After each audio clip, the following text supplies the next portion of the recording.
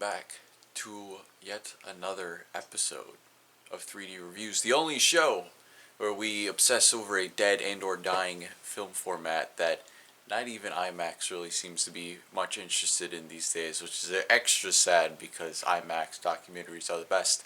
If you want to learn more about that, go check out the review I did last week. It's pretty great. But today we are going to be talking about a movie that I have talked about several times on this channel but haven't reviewed yet. You can see it in the background, you can see it right here, you can see it on the title of this video, and that is Hugo, directed by Martin Scorsese. That's right, Martin, I didn't forget, you were in Shark Tale. I don't know what dirt Jeffrey Katzenberg had on you, but how could you do that, dude? It's like the worst DreamWorks movie. But we're not here to talk about Shark Tale. We're here to talk about Hugo. Now, Martin Scorsese is a pretty prolific filmmaker. Everyone talks about his movies and how they're like the cream of the crop. I haven't seen any of other Martin Scorsese's films, but I have seen this one, and this movie is based off of a book called The Invention of Hugo Cabret. It is one of the greatest books I have ever read, and if you ever have the opportunity or the time, I highly recommend checking it out. It was one of those few books that I picked up and I literally could not put down until I finished reading it. It's an excellent mystery story, and it translated very well to film. I mean, the book and the movie is about the love of old cinema. And what better director to tackle that topic than Martin Scorsese. Now, the reason this is his only family/kids movie he's ever done, and this is also the only 3D movie he ever did. There is a video online where he is talking about how he was really inspired by Dial M for Murder, which is another movie that I have on the shelf. It's one of the more recent ones that I've gotten. He really loved the 3D presentation in that movie, and he showed this movie in 3D to the crew before they started working on this one. And I think that he really wanted to make a movie like that, where while the 3D in Dial M for Murder is pretty good, it's also just at the time that was filmed and the way the camera rigs looked, they were very limited to what they could do, but they do use the 3D effectively in a few key scenes. Quite literally, one of the scenes was a key scene, and if you guys, I won't spoil the movie, but if you guys have seen Dial M, you know what I'm talking about. I really love this movie. This is top 5 best 3D movies ever made. If you have a 3D TV or a projector or any way to view 3D movies, you need to have this one. It's just like a requirement. It says limited 3D edition up here and then something in French. I think I actually ended up importing this from overseas. This is limited 3D edition, but I mean, well, you can't find it in stores, but it's everywhere online. It's like Avatar. They're still selling Avatar in 3D. Every copy of it says limited 3D edition, but that's the only one you can find anymore, and it's been in stores since like the beginning of the 3D TV thing. So this logo, and I just noticed this now, it starts off flat and then it expands into 3D as it goes on. So this opening shot is amazing. Kind of reminds me of the logo for Lionsgate. Look at the snow. This is a nice hyper stereo shot of the city. The snow right here definitely falling out of the screen. They did such an excellent job with this opening sequence. You really do feel like you're going to get covered in snow. And for added effect, you could like sit in front of an AC unit and you feel extra cold. This movie was shot natively in 3D. I don't know if any components were post-converted just for ease, but I know definitely at least the majority of this movie, or all of it, was shot with 3D. A 3D rig. There's something about movies that are natively shot that just looks different than post-converted. It's like a level of detail there. I don't know if I can really explain it all that well, but I mean, for me, I've seen so many of these that I can tell when something's shot natively and then or post-converted. It hits differently. And you wouldn't think a book like Hugo Cabret would be a good fit for 3D, but I mean, Martin Scorsese really did his research and studied and figured out, what's the best way I can tell this story in 3D? What are the best shots and camera movements and set design? You have a lot of gears, a lot of layers in these opening shots. That's one thing that a lot of 3D movies end up missing, is all that layering. Now, you have to figure the difference between a movie shot for 3D with 3D in mind versus a movie that not necessarily they didn't care about the 3D, but it wasn't at the forefront when they were doing it. But this, obviously, if you shoot something in 3D, you're doing that with the 3D in mind, so every decision you make is going to be towards the 3D. Then some post-converted movies can be like that. Like I said, filming in 3D it's a big pain in the butt. Twice as many cameras, bigger rigs. You have to worry about all this extra stuff on set. It's a huge deal. I mean, I haven't directed a freaking feature film, but I've the videos that I've done, it can be a little bit of a pain in the butt sometimes. You have all the smoke effects and the long hallways really adding, and then, I mean, the stuff coming out of the screen. Like, he pushes the gate open.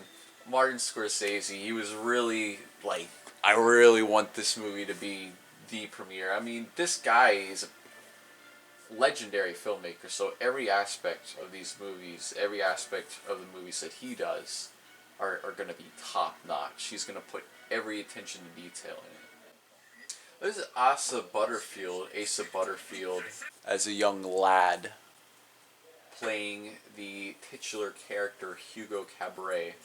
These close-up shots in 3D are freaking fantastic. I don't know how he did them. That must have been an insane amount of testing and work to be able to get that close and have that much depth and have it be comfortable. Alright, this is a pretty neat moment coming up here. Alright, check this out with this picture here. I mean, you guys can't even see this movie in 3D. But as he's flipping the page, the character, the robot, starts to get a little bit of volume instead of just being a flat image on the page. Oh. Sacha Baron Cohen as the station inspector. They really like to do a lot of 3D stuff with this dog. He really loves pulling this dog right out of the screen. Like that shot that just happened. Like right there! It's for intimidation purposes, of course. Ooh, smoke. I really wish I could have seen this in theaters in 3D. I bet it would have been absolutely phenomenal. Oh, look at the dogs. This is a really good shot with the railroad tracks. The way that they framed it so that the platform is going way back into the background. And this shot right here, really deep. It's very high up. It reminds me of The Walk almost, but it isn't that extreme. I'll have to do The Walk. I actually have connected with someone on LinkedIn that works in the company that did the post-conversion work for The Walk. So I should talk to them and do like a little interview and ask them some questions about that. Because The Walk, that's like one of the premier 3D movies, dude. Look at this. Look at the layers. Look at everything looks so natural. It looks very good. You notice how a lot of the set building and a lot of the shots, they will always have some sort of layering in there. It's really getting the most mileage. Honestly, if more 3D movies like this came out, I don't think it would have died off as fast. There's just so much, like, look how deep that one shot is. It just goes down and down. I mean, the movie is great in general, even if you can't, look at that. See, even the way that they have this set up, and he's pushing out towards the audience. But even if you can't get this movie in 3D, it's still an excellent one to get. If you love movies, this movie is a love letter to movies, to the magic of movies, to the extraordinary stories and everything that can be told and done. And also read the book. Book is very good. I know that people don't read books anymore, but you should read this one. Another incredibly deep shot, and we're going to have a nice pendulum swing right here. Oh, right up into your face. It's so good. Oh, I love it. This movie's just aesthetically pleasing. And here we go again with the crank right out of the screen. This movie's just very aesthetically pleasing to look at. Even when this movie it came out in like 2011, people really praised the 3D effects on it. They were like, "Hey, this is something special," and it is. Whoa. I also really like trains.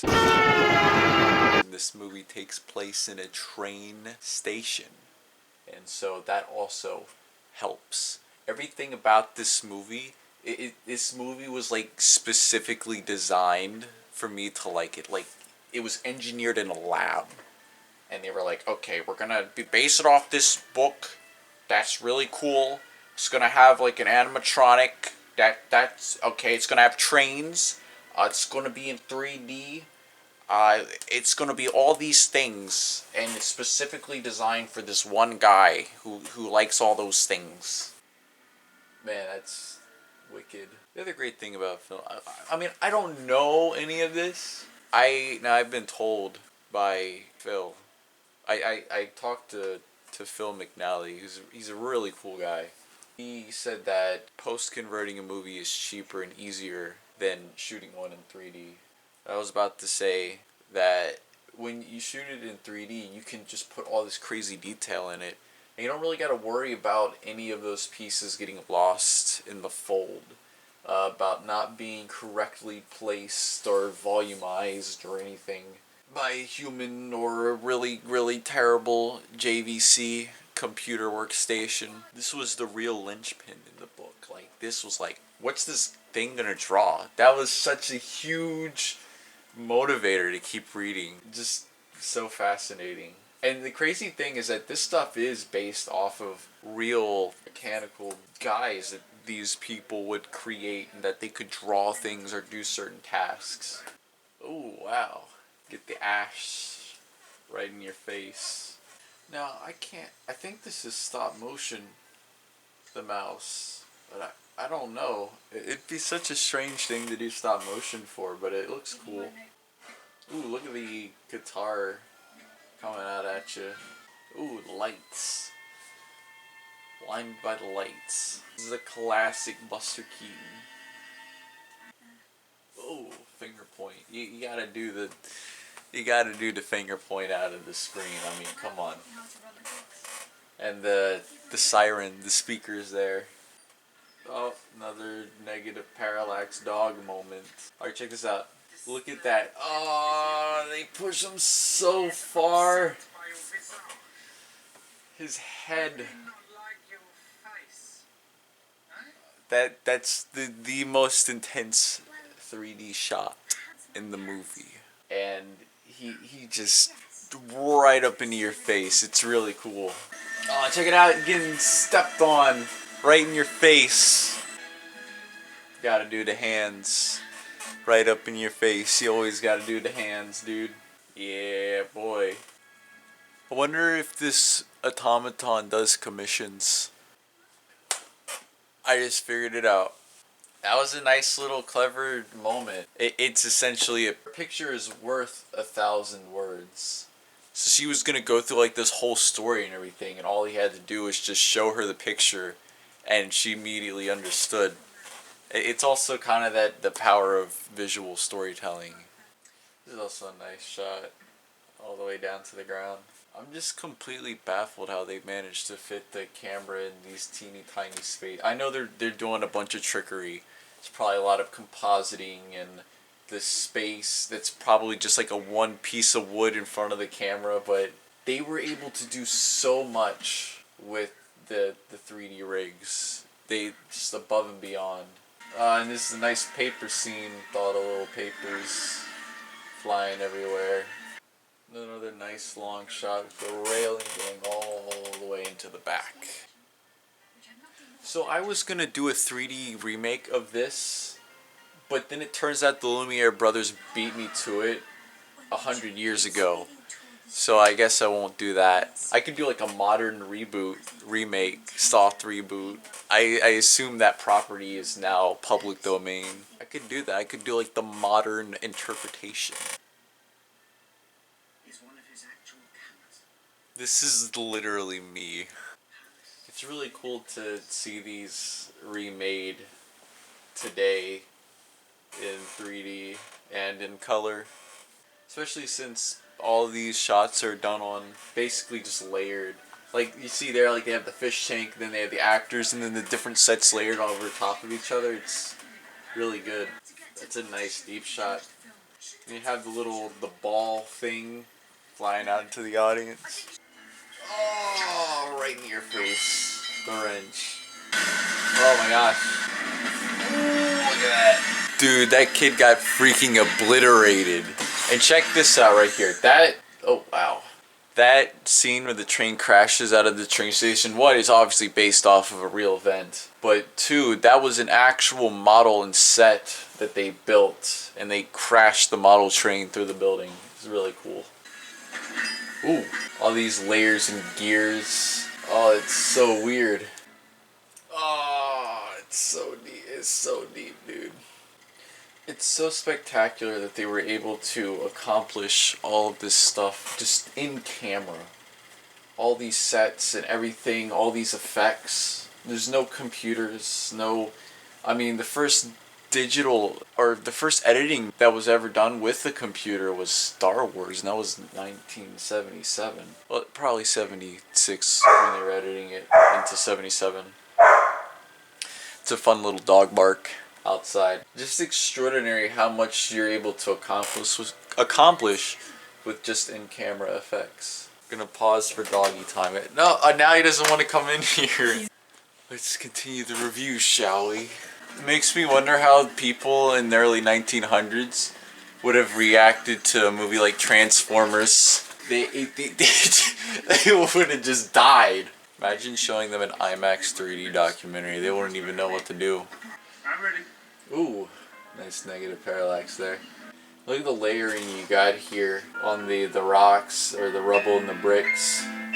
You gotta have the 3D sword shot. You can't not do it. Ooh, fire and smoke in your face. See, they have two cameras going at the same time. I don't really know why that is. And that interaxial is way too large to be comfortably viewed. So that definitely isn't for 3D purposes, I don't think. Look at the dancing skeletons! That'd be such a cool Halloween costume. You're gonna bark at the top of the steps. This is the punishment. You gotta watch the artsy movies with me. It's really cool to see them recreate these movies in 3D, because it's like, that's how it would look. And George and the Lumiere brothers actually did 3D movies, but I'm not sure what those movies were. Oh, wow, look at that. The sparkles and the smoke. Wow. So they post-converted these old videos, unless these were filmed specifically for the movie, and they just made it look old. Gee, watching them run with all that snow everywhere just makes me so nervous. Like, you're gonna slip up and hit their head. Such a cute dog. Oh! Oh, look at the dogs. So many dogs in this movie. So many dogs in this video today. It's dogs everywhere. Oh, look at the dogs. Why doesn't he just pet the dogs? Oh, look at them. Could literally just be like, I've been doing the clock. I guess you could just say, well, then who's doing the clocks? You could just be like, look, I'm the one that's been winding the clocks the whole time. Whoa. Oh my gosh. That is very deep. Wow. Oh man, that's a great discomfort. Look at him go. Ooh. Right up into your face. He will go sailing no more. Oh no, it's just like his dream. They're increasing the depth for the finale. Look at it. I mean, you can't actually see it because this is a two-dimensional video, but it's extreme. Super extreme, dude. Oh my gosh. There he is. Dude, that transition though. And so obviously, I don't know if any of these that they're showing are his 3D films or if they post-converted them. But if it's a post-convert job, it's really well done. Like, look at this. I can't even begin to tell you how they managed to pull this off. Alright, check this moon out right here. Alright, I said the other guy was the most extreme shot. Okay, well that one's not as extreme, but... Or that shot with the moon wasn't as extreme as the other one, but it was still very, very good. Directed by Martin Scorsese, you gotta love it. Alright, let's hit that mute button.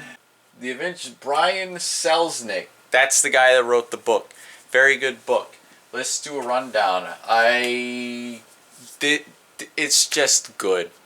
Sometimes you just have to say it's just good. It's Martin Scorsese. Fantastic 3D presentation. Very beautiful to look at. It's a movie that is a love letter to movies. And if you're a fan of this channel, if I have fans of this channel, this is for you. This is the one. Definitely pick this up. This movie rocks. Absolutely. Do it right now. And I'm gonna start putting links.